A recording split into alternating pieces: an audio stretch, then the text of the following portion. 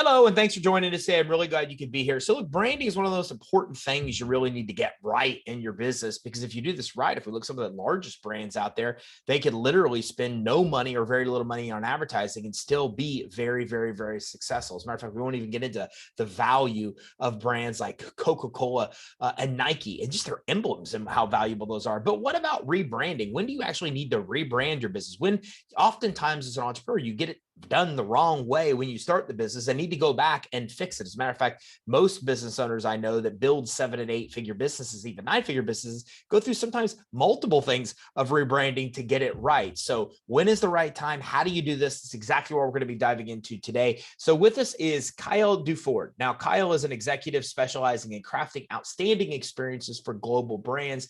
A former magazine editor, he also spent a bunch of his career with a focus on the fashion, outdoor, and sporting industries through the e-commerce and digital lens for brands such as Nike, such as Martens, Clean, Lululemon, PowerBar, Ariat, Chrome Industries, Nuun, and many, many others as well. Now, his unique blend of design, branding, and digital best practice lends itself to creating and leading some of the foremost brands. Kyle, thanks for joining us today. Yeah, thanks, Ty. It's a pleasure. So let me ask you, man, I mean, branding, how important is this? Because I think this is one of the most overlooked priorities that business owners have. Yeah, well, I think everyone has a different definition of what branding is, first of all. And so when you say, I need to brand my business, or what is a brand, or what is branding, you're going to have a lot of kind of blank stares, because a lot of people just don't know what that is. And so how important it is kind of, it's a kind of a little bit amorphic, because it's not important if you don't understand what it is, but it's very important to any business. So, I mean, if you think of a brand is just, I shouldn't say just, but a brand occupies mind space. A brand informs you what a business, service, or product is about. It's basically an emotional connection between a consumer and the business. It's what you think about. It's the kind of like, the fun furry feeling you get when you think about a brand that you love, and it's kind of the icky feeling you get when you think of a brand that's kind of done you wrong. That feeling, that emotional connection, that's a brand. So in many ways, it's the most important thing about any business. Yeah, because it's basically how you feel about the business. Exactly. So with that being said, it seems like it's one of the most important things, because it really is how you feel. But how do you start to control that? I mean, how do you, from the beginning, start to create a brand that incites different emotions in people? Well, yeah, it's a great question. You really can't control it, because it's once you put it out there in kind of the ether, it is really up to how people respond to you. And that's where kind of your brand strategy comes into play. It's, if you think about a brand as a person, and if someone tells you about me, right? And they go, well, here's Kyle, he's, mid-40s, he does this, and he looks this way, and he talks this way.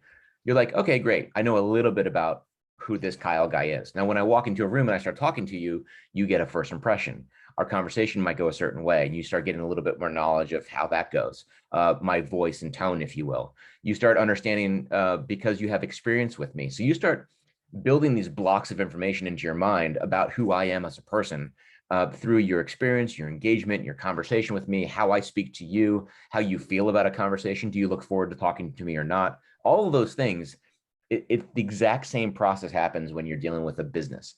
And so how you go about building that is first understanding who you are. And people think it starts with a name. It doesn't, because if I just told you this guy's named Kyle, that doesn't tell you anything until you meet me and talk with me and experience, kind of an interaction. So a name is kind of last. You start building with how you want to talk to people, what your product and service is, what your positioning is, which is just a way of differentiating your product, business, or service from somebody else's.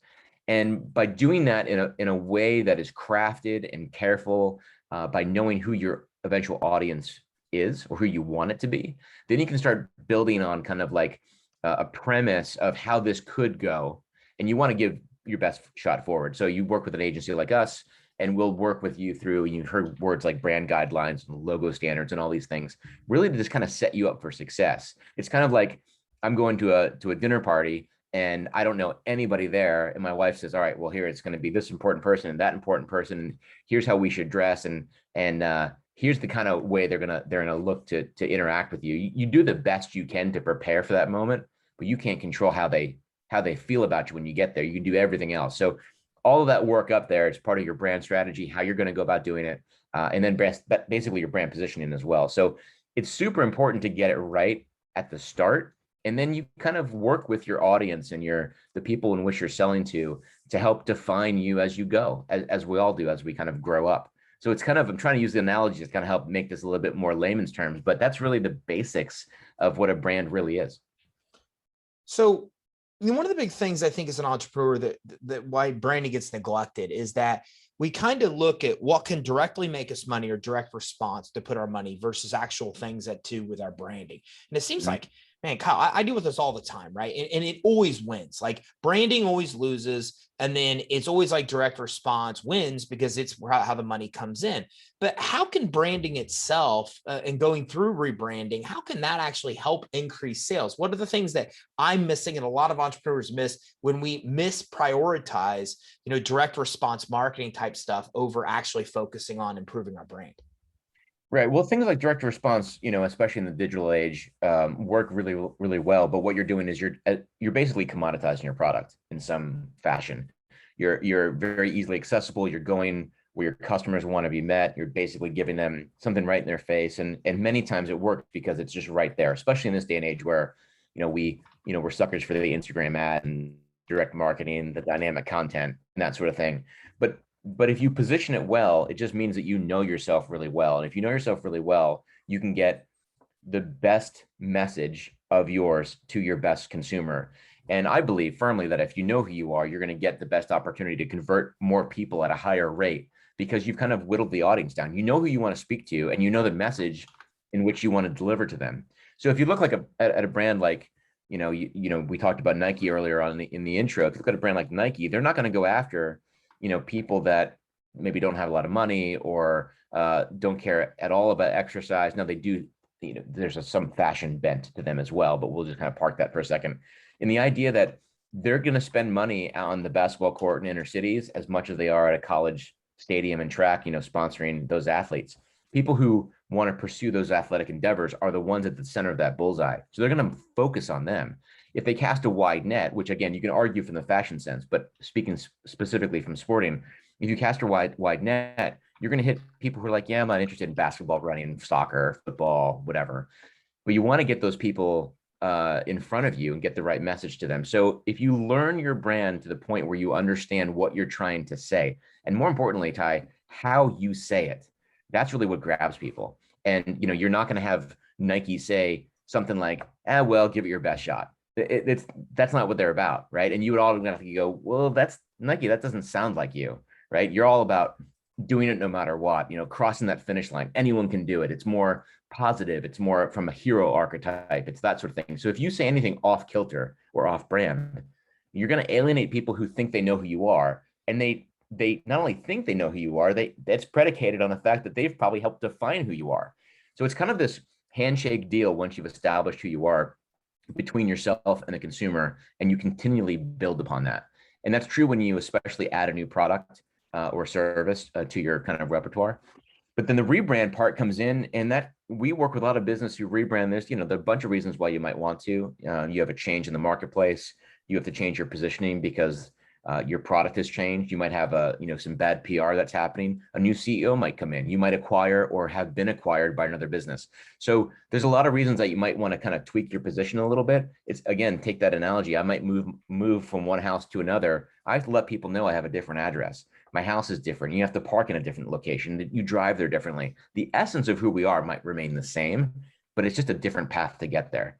There's a lot of different things apart from just naming and putting your brand out there in the marketplace than just digital marketing and that sort of thing. It's really about that emotional connection, and that's really what we try to focus on. So in those circumstances, and you named a lot of reasons why people rebrand, why is rebranding in those situations important or necessary to consider doing? Well, again, I think some of it is just because you might be looked at as a different beast than you were. The biggest indicator that you might think about doing this is a change in the marketplace, and definitely a change in your market share, particularly if you've dropped from the market leader to an also ran or somewhere in the middle. Then you're talking about change something differently to get that back. Typically what we see is it's a different person coming into the marketplace and having a better positioning statement, a better unique selling proposition, or a value to a consumer that you haven't been able to hit. Now they can take advantage of you if you've said something in the past that you haven't been able to meet that criteria, and they come in and say, well, Ty's business has been saying they're going to do X, Y, and Z, but we're really going to do X, Y, and Z. Then they've just stolen people from you right away, especially if your customers already feel that pain and burden. So it's the biggest indicator that we see when CEOs come to us, or venture capital groups or private equity groups come to us and say we need a rebrand. It's typically because the business is either super new and they need to have an aggressive positioning strategy, or they've been acquired, this PE group has acquired them, and they realize that they need to kind of up their game with a very clear and concise messaging. So I don't know if I'm answering your question on that one, but there's a lot of different reasons you might get someone calling up and saying, hey, I think we need to change this business. So when you do that, what are some of the benefits you gain by going through a rebranding strategy like this? The biggest benefit is who you are. I'll give you a quick example. A couple of months ago, we had a company come to us and originally engaged us for a rebrand, and they balked on it, and they came back and they said, oh, we really don't know what we don't know. So we're gonna take a pass for now. We'll come back to you when we figure it out. So we said, let's just help you figure that out. We have a think tank here that can help you with that. So we brought all their executives in, and we sat down with them, our leadership team, and just started asking them some questions. Now, a couple of the questions we asked them individually without others in the room.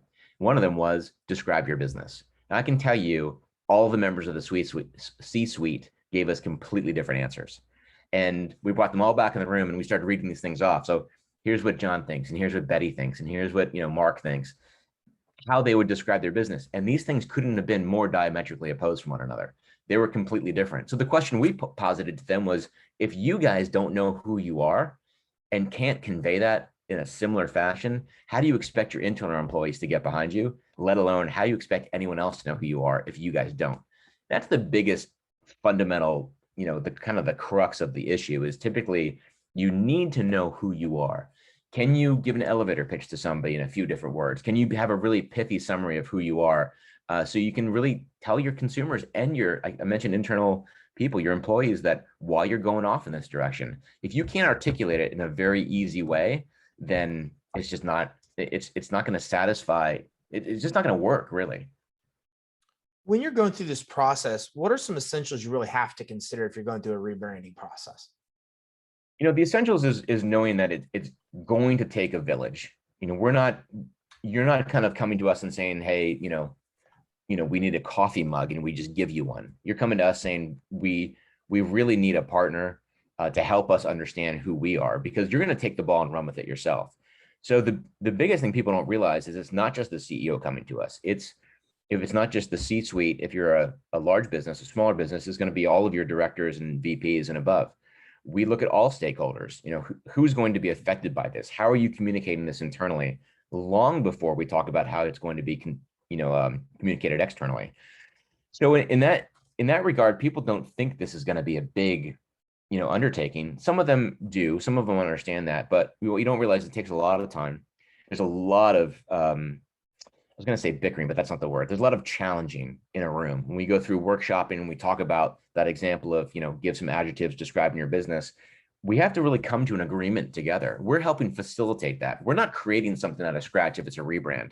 We do if it's a new brand, but we're helping you kind of have a better understanding of who you are. Think about it as a therapy for a branding session. We're kind of pitching it back to you. And if we get it right, you're going to go, gosh, that's who we are. We just never were able to say it that way. So people don't realize that it's not this magic, write a check, get something and it works. It's really about, grabbing something, pulling it into your business, utilizing it, absorbing it, making it so much part of your culture and understanding that you can't help but to bleed your brand.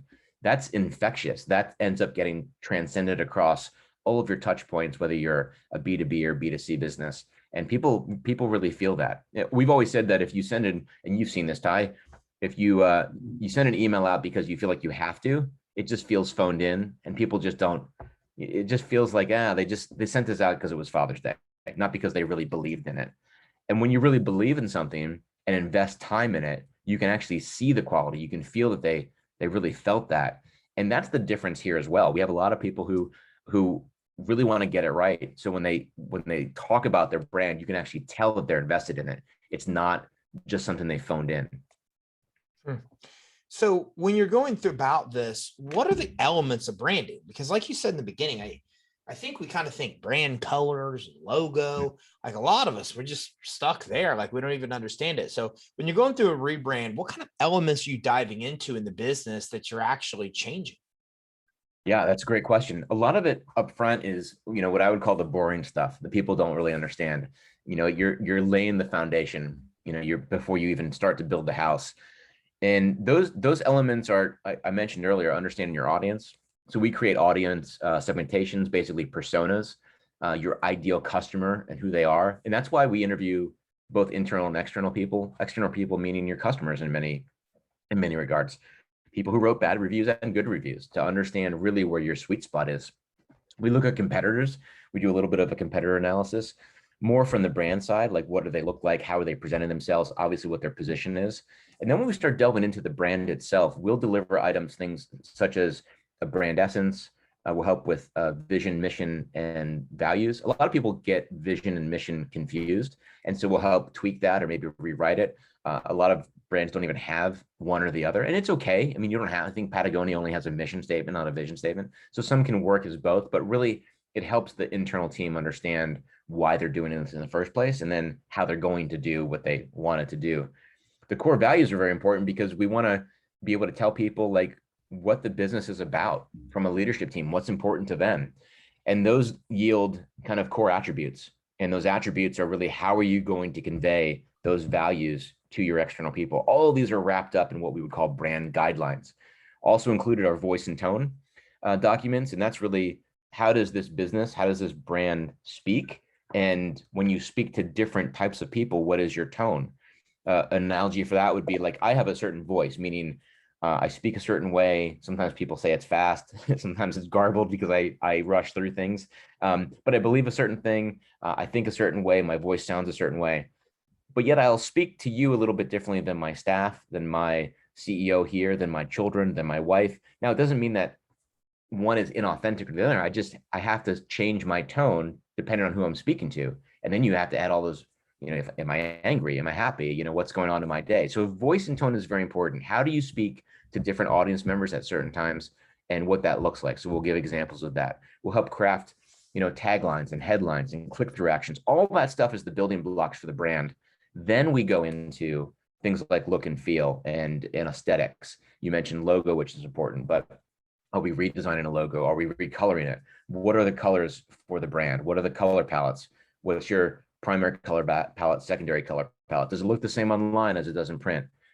We do all that stuff, including typography and understanding, what font looks best, represents your brand a certain way. And that might seem kind of silly, but if I told you to close your eyes and think of the word fast written out, you probably think it looks a little bit different than if I told you to think of the word slow written out. One might be, grounded more and thicker and kind of like chunkier, and one might be sleek and leaning forward to, infer speed or something. So words and type together have meaning. So we imbue that and color into the brand, and hopefully, with the logo as well. All that's done first before we do anything else, any kind of, outdoor campaign or website or collateral or business cards.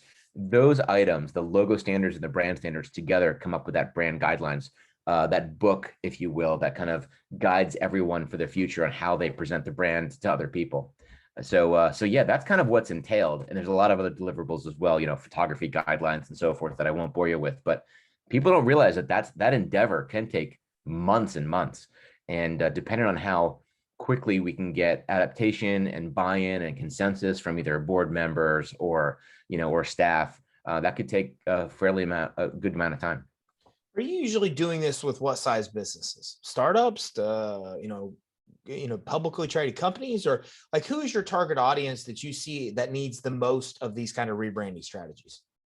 Well, we work with a lot of folks. We typically not with publicly traded companies. Usually they're pretty big and they'll have an opportunity to either have an in-house team or work with a fairly large, international agency. For us, though, we work with anyone from $100,000 startup to, I think our largest client is 500 million annually. So it kind of runs the gamut. Our sweet spot, though, what we find a lot is, I mentioned private equity groups earlier.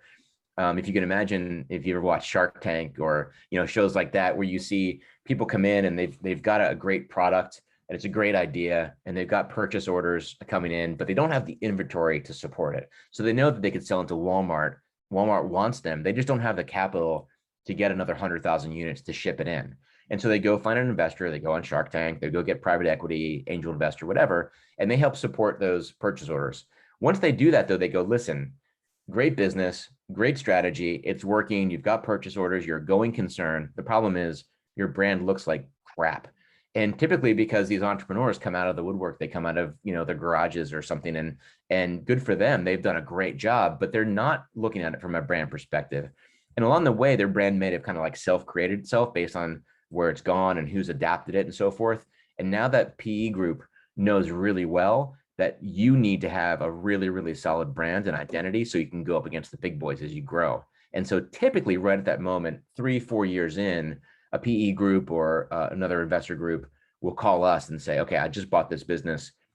We need to rebrand them or reposition them. And that's where we step in. But we've also worked with other businesses directly with CEOs, typically founder-led businesses who just realize that they need to grow. And without having a firm brand strategy and positioning in the marketplace, they're not going to achieve their goals. Excuse me. Kyle had to sneeze really quick, right at the wrong time. Hey, you're allowed to. I tried to mute too. I could not get to the mute button in time. Oh, no, you did. I didn't hear the thing. I thought I bored you. You walked away for a second. So let me ask you this. What type of these things should you consider when you're starting a business? Because like when you went through brand guidelines and you just started to talk about all the things that are involved in this process, very, very, very little of that is even on your mind when you're starting a business. I mean, very little of it. Like your brand, the logo and the website, almost none of the rest of the stuff. So do you find that it helps a brand to be able to start considering all the stuff right from the inception? Or is it kind of almost essential that they get the business off the ground, get it making money, and then work on rebranding when they kind of get the capital to dive in and start tackling some of this stuff? I would say it's a little bit of both. I would say that when you're starting up, you should always have a brand idea in mind. Now, that might not be really fleshed out because, again, I said you're going to get a bounce back from your customer base might change. You might think you're inventing something or providing a service for a group of people that completely reject you, but you're completely embraced by a different group entirely. So you're going to get some of that upfront understanding of who your business is attracting by virtue of just trying it and being in business. If you have a pretty decent idea of what you want to be, starting especially with your vision and mission, why are you doing this and how are you going to achieve that goal? And who you are as a person, as a business, a group of people, whoever's starting this business through your values, you can start to get pretty close to what your brand is in general without having to go super refined. And I would not tell someone who has a startup business to call us up and spend $100,000 on, a 2-year project or, whatever it might be, and do the sky's the limit thing. I wouldn't even tell them, call us up and do a logo for you. See if you're going concern first. Invest that money in where you need to be, whether it's going to conferences or investing in a trade show booth or getting out and seeing your customers first. If you have a good understanding of where you want to go, then just go do it. And I don't want to say waste your money, but don't spend your money now on something which you don't really need till later. Now that might ramp up really quickly. You could have an idea, go to a trade show, and everyone buys your product. And you're like, okay, crud, now I need to have marketing materials and collateral. And immediately when you start producing that stuff, you need to know how you're going to speak about your business. And that's when you start looking at, okay, well, how do I talk? Is it me who's talking, the CEO? Is the business who's talking? That's when you got to start thinking about, okay, do I really need someone to articulate my brand for me? And that's a good spot. I would say until you're making money, don't spend your money that you don't have yet on something that you really don't need. Now, I don't want my colleagues here to say, what the hell, you're telling people not to use us? But yeah, that's kind of right. I don't want people to think that this is the magic bullet, have a brand and it'll work. Something that's flashy is great, but look at all these, influencer startups online. They just have a position of like, hey, you need this product. Here's why. Here's who I am. try this thing, and if it works, great. Now that becomes a going concern. You have an online store and not just an Etsy store, and you're starting to build, a significant sell-through.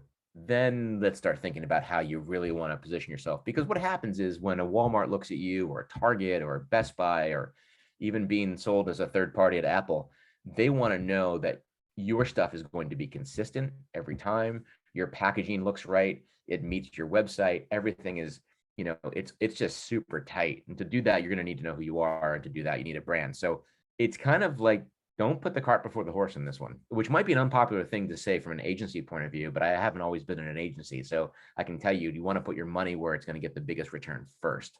I do believe having a solid brand will pay you dividends in the long term, but maybe not right up front. What about brand identity? I mean, I always wonder about this. And you did some, you worked with Nike, your company worked with them as well.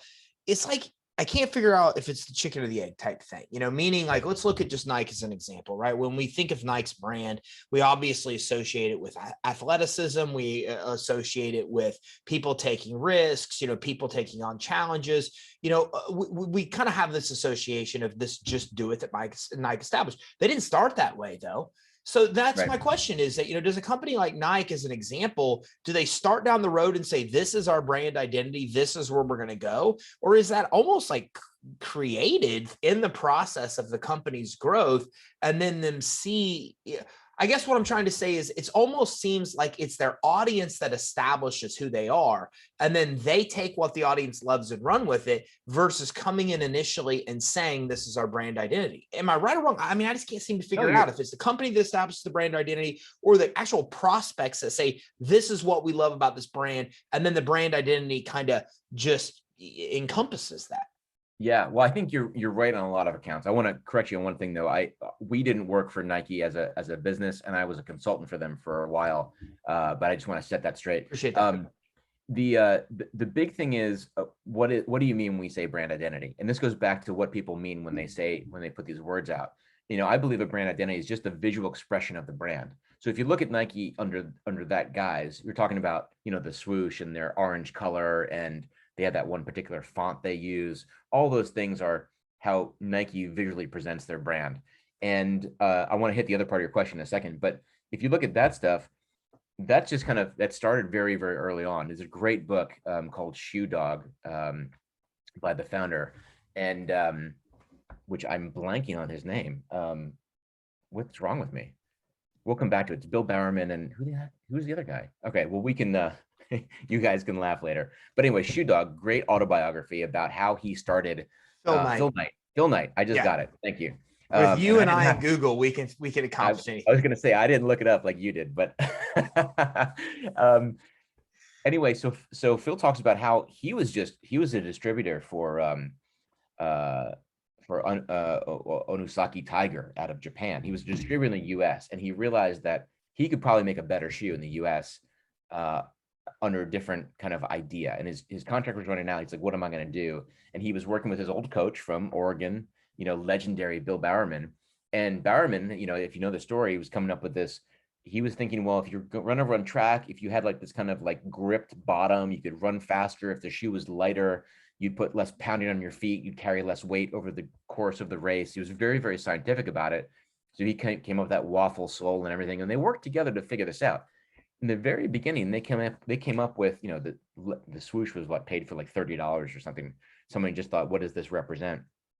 But understand all that stuff together. They had a concept, they had a product, they knew who it was for. It was at the first bit, it was for runners who wanted to go faster, using lighter technology, different technology, kind of US business, which really wasn't around yet.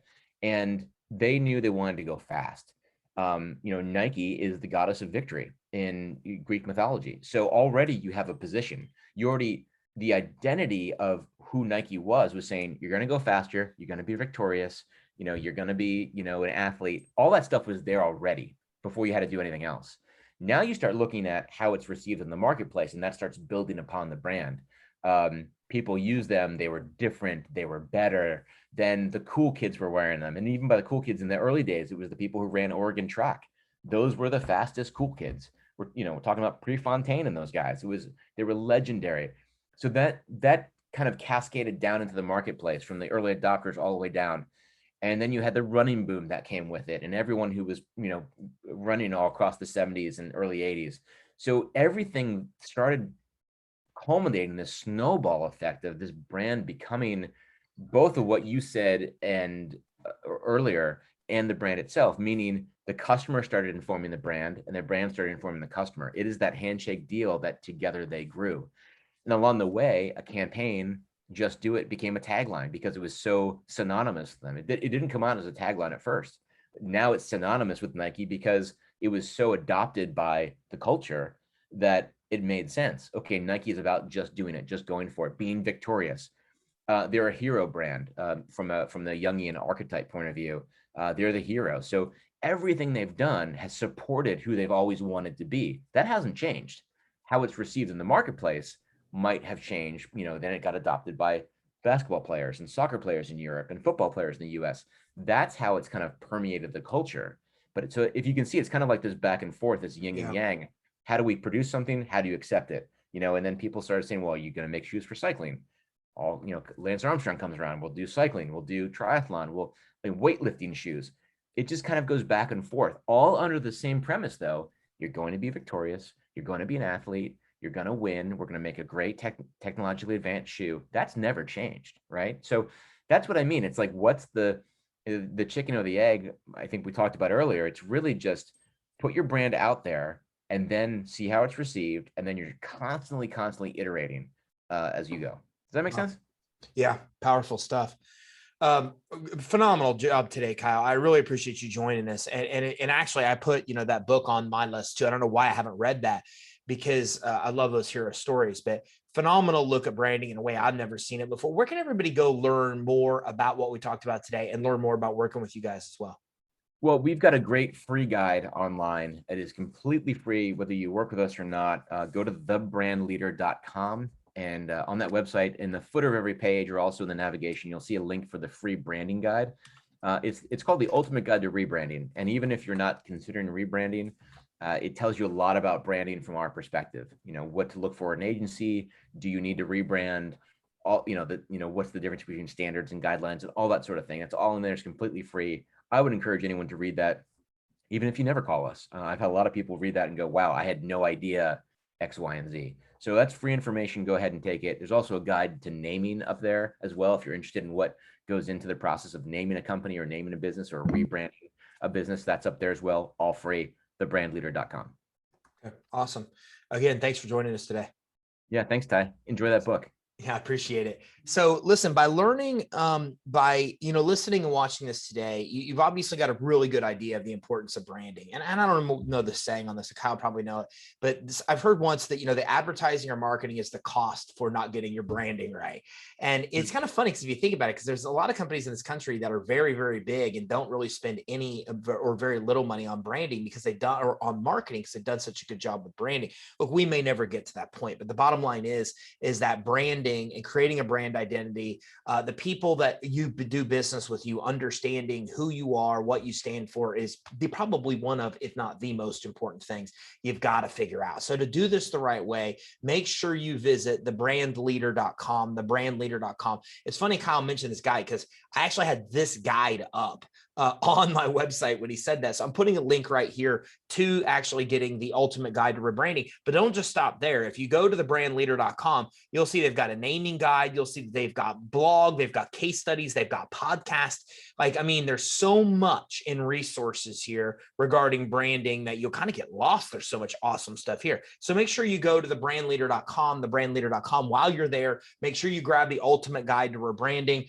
This looks like a phenomenal guide that I think will give you a lot of the information that we didn't get in touch or get a chance to dive into today. And then feel free to reach out to Kyle and his team to talk to him about a strategy to help you, even with your initial brand or rebranding your business as you continue to grow. So make sure you visit thebrandleader.com. And while you're at thebrandleader.com, make sure you grab the ultimate guide to rebranding. I'll put that exact link on the show resources page, but I had no problem finding it on their website. So make sure you visit thebrandleader.com to make sure that you develop an effective and phenomenal branding strategy for your business. Thanks for tuning in. Have a great day.